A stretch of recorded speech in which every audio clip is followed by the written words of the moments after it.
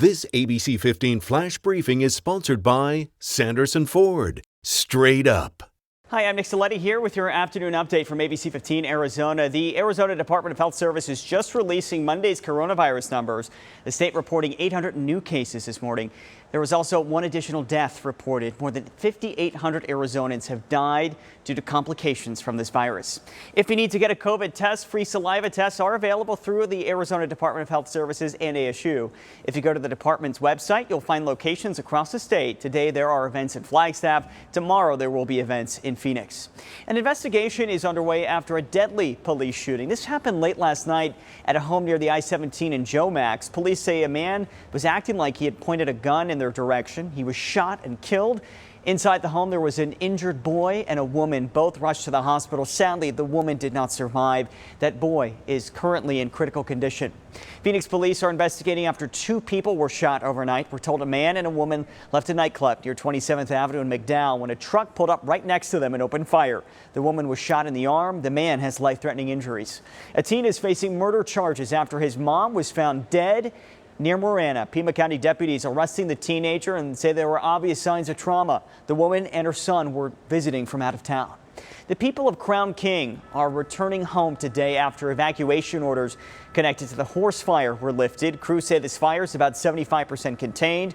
It's burned more than 9,500 acres so far, and it's in land south of Prescott. The fire started back on October 15th.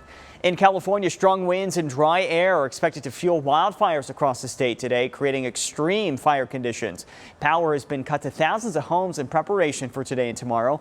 Firefighters are being strategically positioned in areas of concern. Residents say they're bracing for the worst-case scenario. I am worried because I do live in an area where there's grass and fields, so yeah, it's a concern. Pray for the firemen, pray for the people who are out in this weather, that they just stay safe, hold on to their hats. Yeah, the Santa Ana winds can be a nightmare. More than 8,600 wildfires have burned in California this year alone, taking the lives of 31 people. At least 58.5 million Americans have already cast their ballots for the November general election. That's according to the Associated Press. Early data shows that Democrats have returned the most early ballots, but Republicans are closing the gap. So let's remind you some important voting deadlines here in Arizona. You have until tomorrow to return your early ballot by mail. If you're not able to return it by mail tomorrow, you have until 7 p.m. on Election Day, November 3rd, to return it in person. You can find voter information and locations by going to arizona.vote.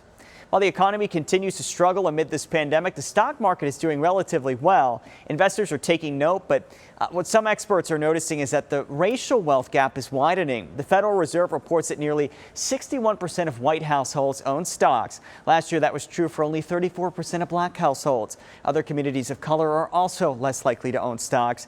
The group Brown Girls Do Invest is working to change that, along with myths that you need to have a lot of money to invest. By us putting away whatever we can afford, just as though if we were putting away money in our savings account, we can afford to start investing. It takes $1 at a time. If you'd like to get started in investing, browngirlsdoinvest.com is one place to start. The city of Chandler has quite the sweet tooth. This year, A.J. Chandler Park West will transform into Sugarland. It's a holiday wonderland featuring life-size candy canes, lollipops, and cookies. At night, there's going to be a lot of lights. It's going to illuminate. There's going to be dancing and holiday music. It's set to open November 28th and goes until January 3rd. Hi there, I'm Megan Thompson, tracking your most accurate forecast and a really nice change in store today. Finally, a fall forecast for us. 65 degrees is our forecasted high today. The average 85 degrees, so about 20 degrees below average for once for this time of year. I want to take you through Futurecast because we may see a stray shower, a sprinkle or two in the valley. For the most part, it'll stay to the north and to the east of us, but to the north, Flagstaff could definitely see about 1 to 3 inches of snow around 6,000 feet elevation. So we're going to keep track of that storm system for you. Forecasted highs today, 65 in the valley, 34 in Heber, 60s to the west there. And those overnight hours were really going to drop significantly statewide and here in the valley, in the 40s for us here. We do warm back into the 70s on Wednesday, 80s by Thursday. We stay with that through that 7-day forecast. Another update tonight. Until then, get the latest news, weather, and traffic at ABC15.com or by downloading the free ABC15 mobile app. This ABC 15 Flash Briefing is sponsored by Sanderson Ford. Straight up.